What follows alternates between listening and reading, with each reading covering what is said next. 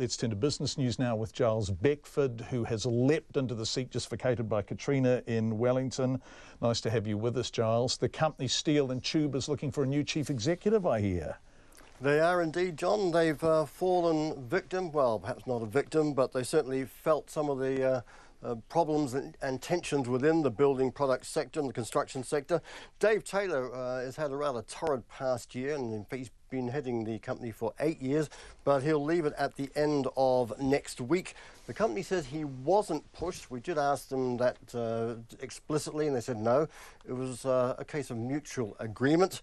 You make of that what you will, of course. But during his time, he certainly helped to reposition the company, but that past 12 months, they've been caught on some big projects. They've had to write down the value of some issues. They've been caught, obviously, in that steel mesh saga that RNZ News unearthed. And they've also had a real squeeze on their margins with project delays and some other issues there, all of which has seen the share price of the company fall by a quarter. Their earnings, their profits were down substantially. And, of course, they've got a date with the Commerce Commission in the courts over the steel mesh issues. So it's been a tough time for Mr. Taylor.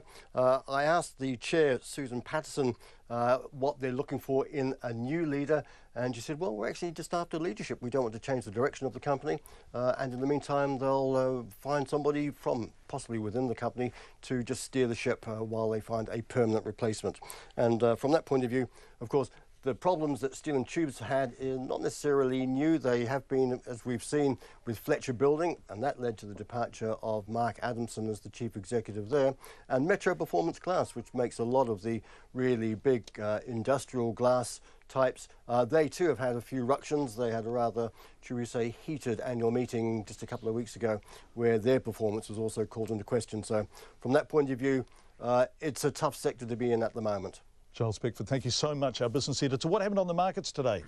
The top 50 index down 13 points, closing at 7827, 72.8 US cents and 90.8 Australian. Giles Beckford, our business editor, thank you very much.